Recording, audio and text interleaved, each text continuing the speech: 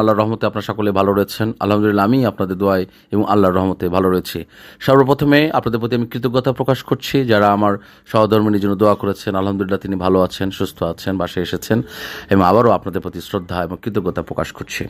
এবং আজকে একটু বিনিয়োগ বাজার নিয়ে আপনাদের সাথে একটু প্রাণ খুলে কথা বলতে চাই। আসলে সবচেয়ে গুরুত্বপূর্ণ বিষয় হচ্ছে যে আমি আপনাদেরকে আজকে আমার ডিসক্রিপশনে আমি আমার ফেসবুকের একটা লিঙ্ক দিয়ে রাখবো।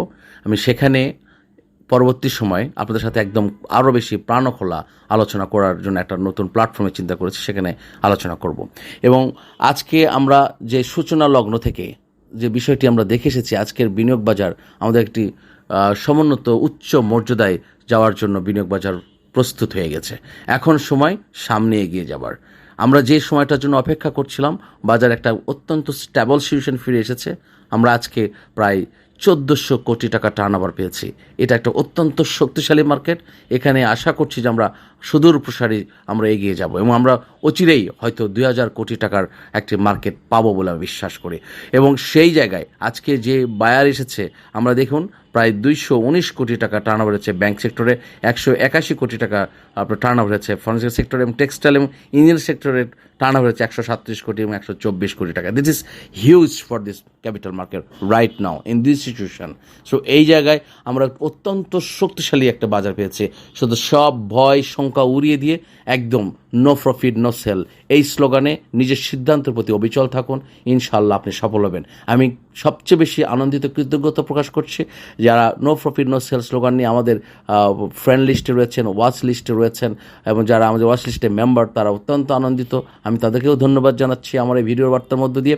এবং যারা আমার এই বিডি শেয়ার মার্কেট টিপস এবং শেয়ার মার্কেট নিউজ এই আপনার চ্যানেলে যারা সাবস্ক্রাইবার হয়ে আছেন, অর্থাৎ এই পরিবারের সদস্য যারা হয়েছেন, তাদেরকে প্রতি আমি অত্যন্ত কৃতজ্ঞতা এবং ধন্যবাদ জানাচ্ছি এবং অভিনন্দন জানাই।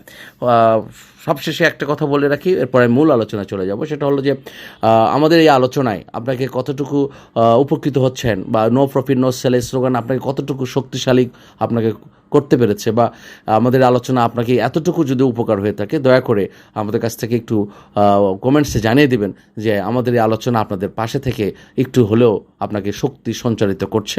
দয়া করে কমেন্টসে একটু জানিয়ে দেবেন। এবং আমাদের এই আলোচনা কখনো কিন্তু কাউকে বাই সেলের নির্দেশ দেয় না।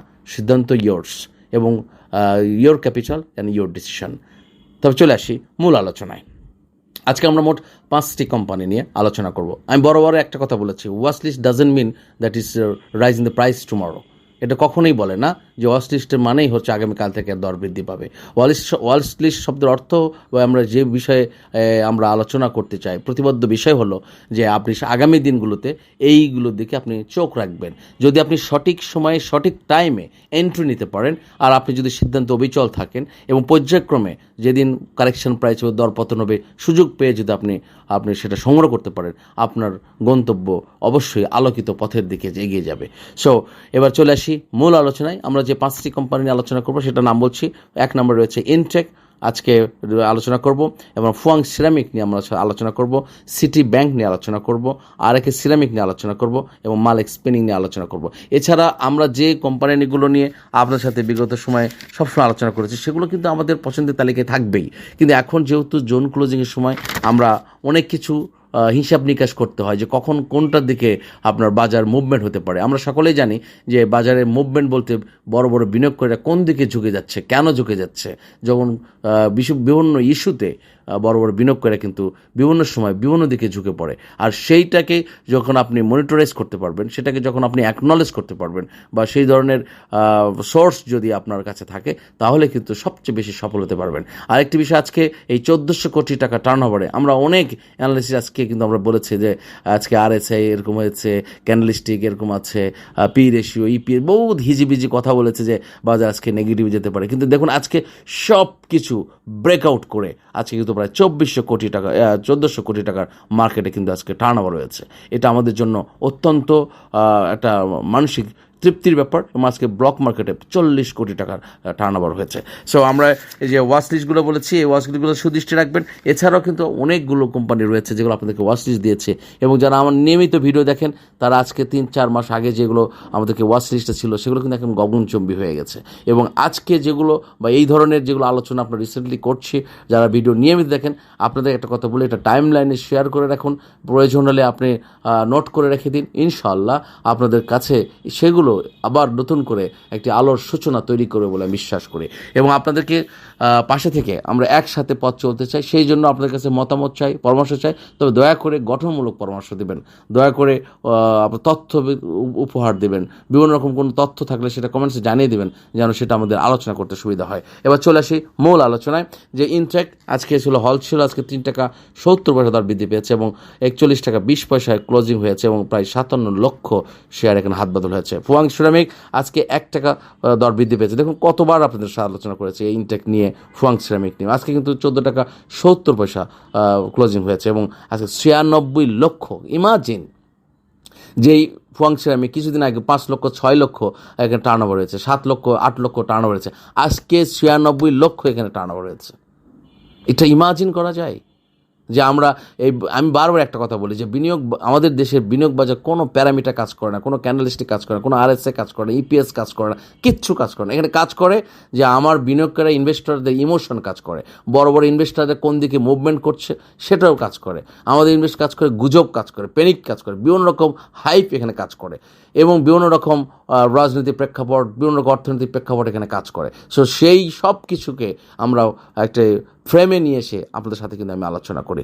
সো চোখ রাখুন, সুদৃষ্ট এবং সংযুক্ত থাকুন এবং নিয়মিত ভিডিওগুলো দেখুন। ইনশাআল্লাহ আপনাদেরকে একটা কথা বলে রাখি যে নো প্রফিট নো সেল স্লোগানে বিশ্বাস করে যারা আমাদের সাথে সংযুক্ত রয়েছেন তাদের ইনশাআল্লাহ কারো কোনো ক্ষতি হয় নাই।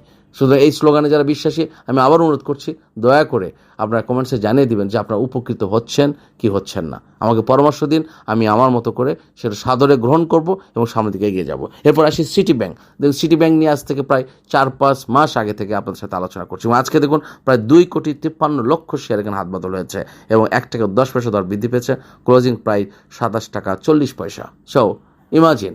এবং আরেকটি সিরামিক এই কিছুদিন আপনারা দেখুন প্রায় প্রতিটা ভিডিওতে আপনার সাথে বারবার করে হলফ করে বলেছে, যখন 13 টাকা 14 টাকা ছিল, আজকে আরেকটি সিরামিক 26 টাকা 90 পয়সা।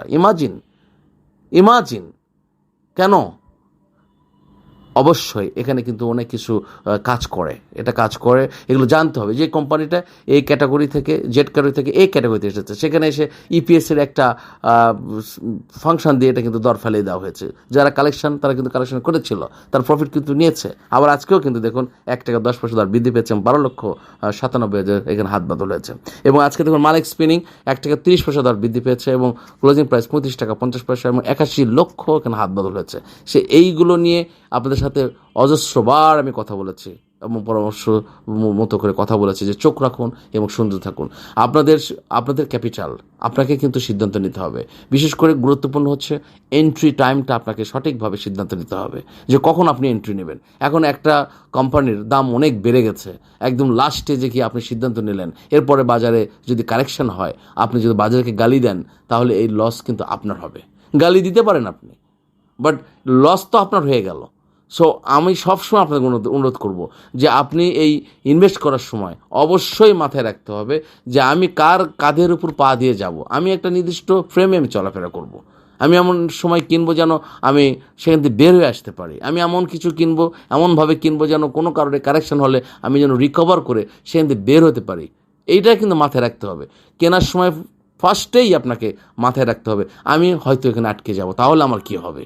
সেই চিন্তা মাথায় রেখেই আপনার কিন্তু এই বিনিয়োগ বাজারে আপনাকে টিকে থাকতে হবে। এবং আমরা খুব খারাপ সময় অতিক্রম করে এসেছি যে 220 কোটি 300 কোটি টাকা টার্নওভারের মার্কেট থেকে আজকে 1400 কোটি টাকা আমরা কিন্তু চলে এসেছি। শুধু এই আস্থা, বিশ্বাস, দৃঢ়তা যদি বাজারে বলবৎ থাকে এবং রাষ্ট্রের পক্ষ থেকে যে ধরনের সিদ্ধান্ত আসছে, বিভিন্ন বহুজাতিক কোম্পানি, সরকারি কোম্পানি বাজারে সংযুক্ত হওয়ার প্রক্রিয়া চালু হয়েছে এবং অনেক কিছু ফান্ডামেন্টাল সংস্কার হয়েছে, চেঞ্জ হয়েছে।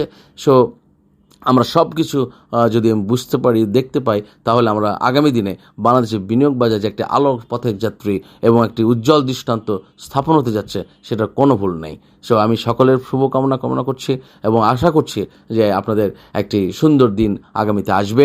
এবং কালকে যদি আমরা ইনশাল্লাহ 1,000 কোটি টাকা, আবারও বলছি 1,000 কোটি টাকা যদি টার্ন ওভার আমরা নিয়ে যেতে পারি, এবং বাজার যেদিকেই যাক না কেন, turn over is the factor. বাজার কারেকশন হতে পারে, বাজার যদি প্রফিট টেক করে বাজার কারেকশন হবে, নেগেটিভ নিয়ে কিন্তু আর চিন্তা নেই। বাজার যখন বায়ার থাকবে, বাজার যখন প্রফিট হবে, বাজার কারেকশন হবেই। কিন্তু আমাদের টার্গেট হচ্ছে 1,000 কোটি টাকা প্লাস যদি টার্ন ওভার হয়, বাজার অত্যন্ত শক্তিশালী হয়ে আরও সামনের দিকে উচ্চ গতিতে এগিয়ে যাবে বলে বিশ্বাস করি। দিন শেষে সকলের প্রতি কৃতজ্ঞতা প্রকাশ করছি ওয়ান সেকেন্ড, এবং সকলের জন্য শুভকামনা রইল। আল্লাহ হাফেজ। আসসালামু আলাইকুম ওয়া রাহমাতুল্লাহি।